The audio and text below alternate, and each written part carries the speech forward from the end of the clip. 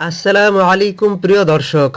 হজরত ইব্রাহিম আলাইসাল্লামের বড় ছেলে ইসমাইল আলাইসাল্লামের জন্ম থেকে মৃত্যু পর্যন্ত জমজম কূপ, কোরবানির ইতিহাস, কাবা নির্মাণের সত্য ইতিহাস ইত্যাদি ঘটনাগুলো এই একটি ভিডিওতে আমরা জেনে নেব ইনশাআল্লাহ, যা হয়তো আপনাদের আগে জানা ছিল না।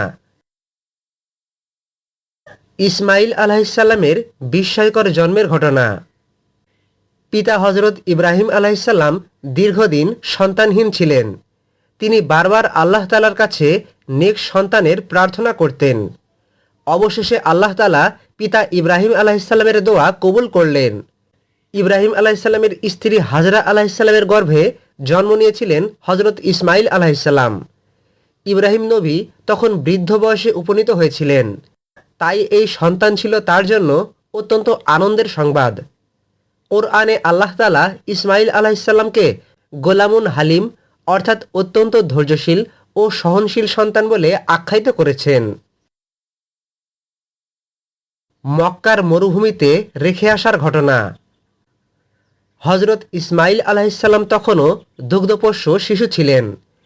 তখন আল্লাহর নির্দেশে ইব্রাহিম আলাইসাল্লাম তার স্ত্রী হাজরা ও শিশুপুত্র ইসমাইলকে নিয়ে বর্তমান মক্কার নির্জন উপত্যকায় রেখে আসেন।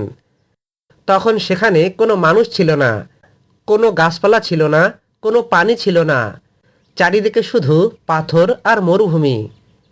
ইব্রাহিম আলাইসাল্লাম তাদেরকে সেখানে রেখে কিছু খেজুর ও সামান্য কিছু পানি রেখে ফিরে যেতে শুরু করলেন।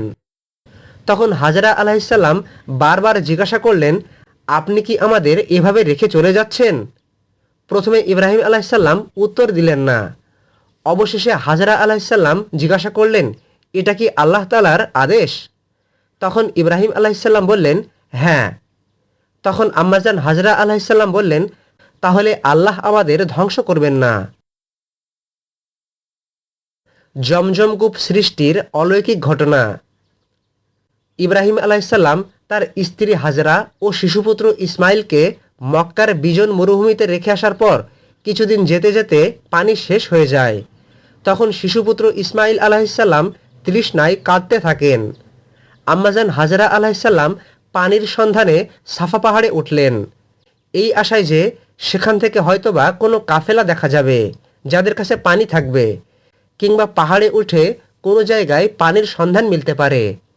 কিন্তু তিনি সাফা পাহাড় থেকে কিছুই দেখতে পেলেন না। সেই সাফা পাহাড় থেকে ছুটে এসে পাশের মারোয়া পাহাড়ে এলেন।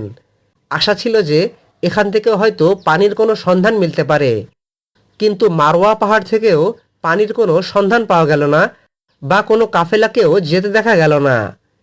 এভাবে আম্মাজান হাজরা আলাইসাল্লাম সাফা ও মারোয়া পাহাড়ে 7 বার দৌড়ালেন। আজও এই ঘটনাকে কেন্দ্র করে হজ ও উমরার সময় হাজিগণ সাফা ও মারোয়া পাহাড়ে এই সাই করেন। তো এদিকে শিশু ইসমাইল আলাইসাল্লাম পায়ের গোড়ালি বা হাত দিয়ে মাটিতে আঘাত করছিলেন। ঠিক তখন আল্লাহ তাআলার নির্দেশে ফেরেশতা জিবরাইল আলাইসাল্লাম উপস্থিত হলেন।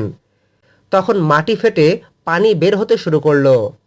হাজরা আলাইসাল্লাম পানির চারিপাশে দ্রুত বাদ দিতে লাগলেন এবং বললেন, জম জম, অর্থাৎ থামো থামো। সেই থেকে এই কূপের নাম হয় জমজম কূপ। আজও হাজার হাজার বছর পরে সেই কূপের পানি শেষ হয়নি। আম্মাজান হাজরা আলাইসাল্লাম সেই জমজম কূপ থেকে নিজেও পানি পান করলেন আর শিশুপুত্র ইসমাইলকেও পানি পান করালেন। মক্কায় প্রথম বসতি স্থাপনের ঘটনা। এদিকে মক্কার মরুভূমিতে জমজম কূপ সৃষ্টি হয়ে গেছে। অন্যদিকে ইয়ামেন থেকে আগত জুরহুম নামক একটি গোত্র পাশ দিয়ে যাচ্ছিল। তখন তারা দূর থেকে দেখে যে উপরে পাখি ওড়াউড়ি করছে। আর মরুভূমিতে পাখি ওড়া মানে সেখানে নিশ্চয়ই পানির সন্ধান আছে। এজন্য জুরহুম গোত্রের লোকজন পাখি দেখে সেখানে গেল। জুরহুম গোত্রের লোকজন সেখানে গিয়ে দেখল যে একজন মহিলা এবং তার বাচ্চা সেখানে রয়েছে। এরপর তারা আম্মাজান হাজরা আলাইসাল্লামের কাছে সেখানে বসবাস করার অনুমতি চাইল। হাজরা আলাইসাল্লাম জুরহুম গোত্রের লোকজনকে সেখানে বসবাস করার অনুমতি দিলেন, কিন্তু বলে দিলেন যে জমজমের মালিকানা তাদের হবে না। এভাবেই মক্কার মরুভূমির মধ্যে প্রথম নগরীর সূচনা হয়। হজরত ইসমাইল আলাইসাল্লামের শিশুকালের ঘটনা। এরপর ইসমাইল আলাইসাল্লাম ধীরে ধীরে জুরহুম গোত্রের মধ্যেই বড় হতে থাকলেন। তিনি আরবি ভাষা শিখলেন এবং পরবর্তীতে তাদের মধ্যেই সম্মানিত ব্যক্তি হয়ে উঠলেন। তাফসিরে এসেছে যে ইসমাইল আলাইসাল্লাম ছিলেন অত্যন্ত সুন্দর চরিত্রের অধিকারী এবং সত্যবাদী। ইব্রাহিম আলাইসাল্লামের বিস্ময়কর স্বপ্নের ঘটনা। এরপর যখন ইসমাইল আলাইসাল্লাম এমন বয়সে পৌঁছালেন যে তিনি পিতার কাজে সাহায্য করতে পারতেন, তখন ইব্রাহিম আলাইসাল্লাম একদিন স্বপ্নে দেখলেন যে তিনি তার পুত্রকে কুরবানি করছেন। নবীদের স্বপ্ন ওহী হয়, কিন্তু বিষয়টা এতটাই কঠিন ছিল যে তিনি পরপর 3 রাত একই স্বপ্ন দেখলেন যে তিনি তার পুত্র ইসমাইলকে কুরবানি করছেন। তখন ইব্রাহিম আলাইসাল্লাম তার পুত্র ইসমাইল আলাইসাল্লামকে জানালেন যে, হে আমার পুত্র, আমি স্বপ্নে দেখেছি যে আমি তোমাকে জবেহ করছি, বলো এই বিষয়ে তোমার মতামত কি? পিতার কথা শুনে ইসমাইল আলাইসাল্লাম বললেন, হে আমার পিতা, আপনাকে যা আদেশ করা হয়েছে আপনি তাই করুন। ইনশাআল্লাহ আপনি আমাকে ধৈর্যশীলদের অন্তর্ভুক্ত পাবেন। এটি হচ্ছে মানব ইতিহাসের অন্যতম শ্রেষ্ঠ আনুগত্যের ঘটনা। শয়তানের ধোঁকা দেওয়ার চেষ্টা। তাফসিরে বর্ণিত হয়েছে যে শয়তান প্রথমে ইব্রাহিম আলাইসাল্লামের কাছে আসলো এবং বলল, তুমি কি সত্যিই তোমার ছেলেকে হত্যা করবে? এটা কেমন আদেশ? কিন্তু ইব্রাহিম আলাইসাল্লাম শয়তানের কথা প্রত্যাখ্যান করলেন। এরপর শয়তান আম্মাজান হাজরা আলাইসাল্লামের কাছেও যায়, গিয়ে বলে, তুমি কি জানো তোমার স্বামী তোমার ছেলেকে কুরবানি করতে নিয়ে গেছে? কিন্তু হাজরা আলাইসাল্লাম উত্তর দিলেন, যদি আল্লাহ তাআলা আদেশ করে থাকেন তবে অবশ্যই তিনি সঠিক কাজ করছেন। এরপর শয়তান ইসমাইল আলাইসাল্লামের কাছেও গেল এবং তাকে পিতার অবাধ্য হতে প্ররোচিত করল। কিন্তু ইসমাইল আলাইসাল্লাম শয়তানের ফাঁদে পা দেননি। তাফসিরে এসেছে যে এই ঘটনাগুলোর স্মরণে আজও হজে রামি জামারাত বা শয়তানকে পাথর নিক্ষেপের আমল করা হয়। কুরবানির মহান পরীক্ষার ঘটনা। অবশেষে পিতা ও পুত্র উভয়ই নির্ধারিত স্থানে পৌঁছালেন। এখন সেই কঠিন মুহূর্ত উপস্থিত। ইব্রাহিম আলাইসাল্লাম জানতেন যে তিনি আল্লাহর আদেশ পালন করছেন, আর ইসমাইল আলাইসাল্লামও জানতেন যে তিনি আল্লাহর সন্তুষ্টির জন্য আত্মত্যাগ করতে যাচ্ছেন। তাফসিরে বর্ণিত আছে, হজরত ইসমাইল আলাইসাল্লাম তার পিতা ইব্রাহিম আলাইসাল্লামকে কিছু কথা বলেছিলেন। তিনি বলেছিলেন, হে আমার পিতা, আমার হাত পা শক্ত করে বেঁধে দিন যাতে আমি নড়াচড়া না করতে পারি।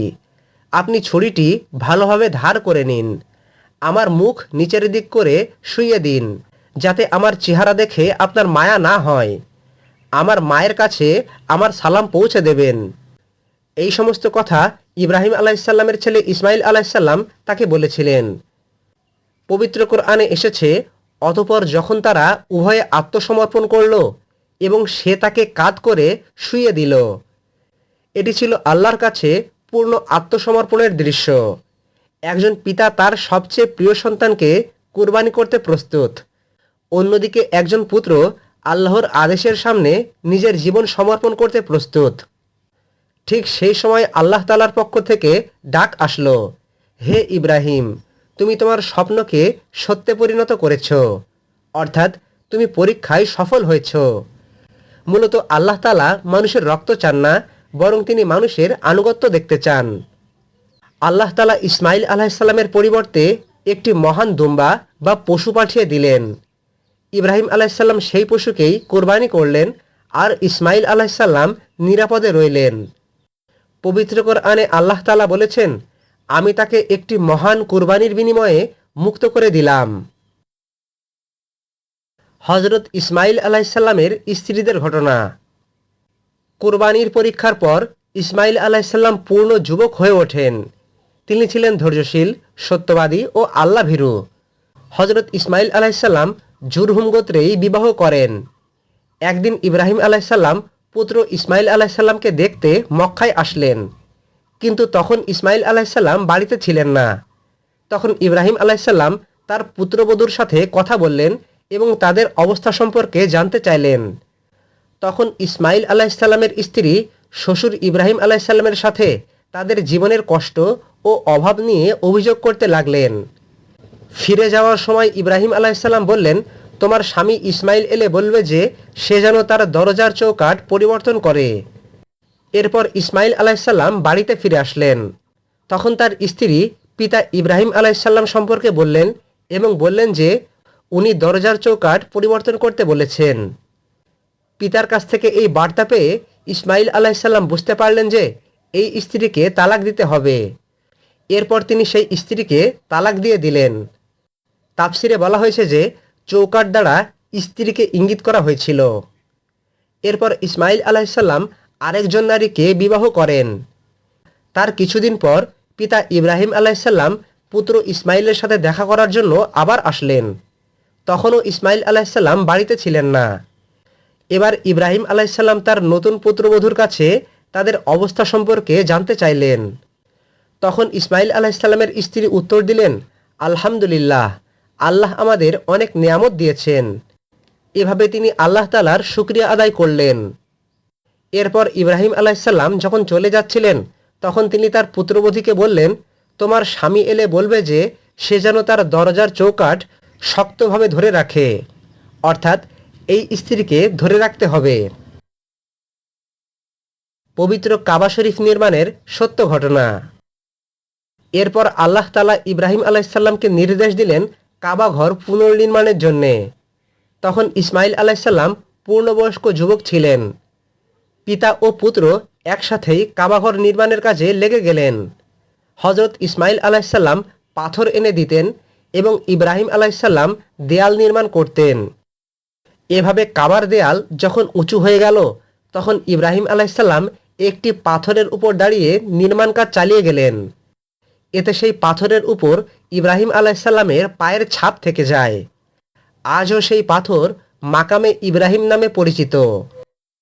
অতঃপর কাবাঘর নির্মাণের পর পিতা পুত্র উভয়ে দোয়া করলেন যে, হে আমাদের প্রতিপালক, আমাদের পক্ষ থেকে এটি কবুল করুন। তারা আরও দোয়া করেছিলেন যে ভবিষ্যতে এই বংশ থেকে যেন একজন মহান রাসূল প্রেরিত হন।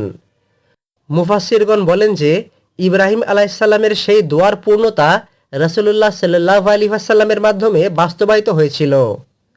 কাবাঘর নির্মাণের পর আল্লাহ তাআলা ইব্রাহিম আলাইসাল্লামকে হজের ঘোষণা দিতে বললেন। তখন যেহেতু মরুভূমিতে ইব্রাহিম আলাইসাল্লাম এবং ইসমাইল আলাইসাল্লাম ছাড়া আর কেউ ছিলেন না, তাই ইব্রাহিম আলাইসাল্লাম বললেন, হে আল্লাহ, আমার হজের ঘোষণা কে শুনবে? তখন আল্লাহ তাআলা বললেন, ঘোষণা করার দায়িত্ব তোমার এবং পৌঁছে দেওয়ার দায়িত্ব আমার। এরপর ইব্রাহিম আলাইসাল্লাম হজের ঘোষণা করলেন, আর আল্লাহ তাআলা সেই ঘোষণা সারা দুনিয়ার মানুষের অন্তরে অন্তরে পৌঁছে দিলেন। এই হজের বহু আনুষ্ঠানিকতার সাথে ইসমাইল আলাইসাল্লামের জীবনের স্মৃতি জড়িয়ে আছে। হজরত ইসমাইল আলাইসাল্লামের নবুয়ত লাভের ঘটনা। আল্লাহ তাআলা হজরত ইসমাইল আলাইসাল্লামকে নবুয়ত দান করলেন। তিনি মক্কার জুরহুম গোত্র এবং আশেপাশের আরবদের মধ্যে তাওহীদের দাওয়াত প্রচার করলেন। কোরআনে ইসমাইল আলাইসাল্লামের বিশেষ 3টি গুণের কথা উল্লেখ আছে। তিনি সত্যবাদী ছিলেন, তিনি প্রতিশ্রুতি রক্ষাকারী ছিলেন এবং তিনি পরিবারকে নামাজ ও জাকাতের নির্দেশ দিতেন। ঐতিহাসিক বর্ণনা অনুযায়ী জানা যায় যে উত্তর আরবদের বড় অংশ হজরত ইসমাইল আলাইসাল্লামের বংশধর। তার বংশ থেকেই বহু শতাব্দী পরে সর্বশেষ ও সর্বশ্রেষ্ঠ নবী, দুনিয়ার সর্বশ্রেষ্ঠ মানব হজরত মুহাম্মদ সাল্লাল্লাহু আলাইহি ওয়াসাল্লাম আগমন করেছিলেন। ইসমাইল নবীর মৃত্যু ও দাফনের ঘটনা। হজরত ইসমাইল আলাইসাল্লামের মৃত্যুর সুনির্দিষ্ট বয়স কোরআন বা সহিহ হাদিসে উল্লেখ নেই। ইতিহাসবিদদের মতে হজরত ইসমাইল আলাইসাল্লাম দীর্ঘ জীবন লাভ করেছিলেন এবং তিনি মক্কাতেই ইন্তেকাল করেছিলেন। প্রাচীন ঐতিহাসিক বর্ণনা অনুযায়ী ইসমাইল আলাইসাল্লামকে কাবা শরীফ সংলগ্ন হাতিম এলাকায় তার মাতা হাজেরা আলাইসাল্লামের কাছে দাফন করা হয়েছিল বলে জানা যায়। তবে ইসমাইল আলাইসাল্লামের এই দাফন করার বিষয়টি সহিহ হাদিস দ্বারা প্রমাণিত নয়। ওনার দাফনের স্থান সম্পর্কে আল্লাহ তাআলাই ভালো জানেন। ইসমাইল আলাইসাল্লামের জীবনী থেকে শিক্ষা। হজরত ইসমাইল আলাইসাল্লাম ছিলেন আল্লাহর একজন মহান নবী। তিনি ইব্রাহিম আলাইসাল্লামের বড় ছেলে ছিলেন এবং আরব জাতির অন্যতম পূর্বপুরুষ ছিলেন। ইসমাইল আলাইসাল্লামের জীবন শুধুমাত্র একজন নবীর জীবন নয়, বরং মক্কা, কাবা শরীফ, জমজম, হজ, সাই ও কুরবানির মতো ইতিহাসের সাথে ওতপ্রোতভাবে জড়িত। আজ পৃথিবীর কোটি কোটি মানুষ যে হজ পালন করে, যে কাবাকে কেন্দ্র করে নামাজ পড়ে, যে জমজমের পানি পান করে, এসবের পেছনে হজরত ইসমাইল আলাইসাল্লামের স্মৃতি বিজড়িত রয়েছে। হজরত ইসমাইল আলাইসাল্লামের জীবন ধৈর্য, আনুগত্য, ত্যাগ, সত্যবাদিতা ও আল্লাহর প্রতি পূর্ণ আত্মসমর্পণের অনন্য উদাহরণ। তিনি ছিলেন সেই সন্তান যিনি কুরবানির জন্য নিজেকে সমর্পণ করেছিলেন। তিনি ছিলেন সেই যুবক যিনি পিতার সাথে কাবাঘর নির্মাণ করেছিলেন। আর তিনি ছিলেন সেই নবী যার বংশ থেকে মানবজাতির সর্বশেষ রাসূল আগমন করেছেন। হজরত ইসমাইল আলাইসাল্লামের জীবনী থেকে আল্লাহ তাআলা আমাদেরকে শিক্ষা নেওয়ার তৌফিক দান করুন। আমিন। কোরআন সুন্নাহের রেফারেন্স সহ প্রতিনিয়ত ইসলামিক ভিডিও পেতে আমাদের চ্যানেলের সঙ্গে সংযুক্ত থাকুন। আসসালামু আলাইকুম ওয়া রাহমাতুল্লাহি ওয়া বারাকাতুহু।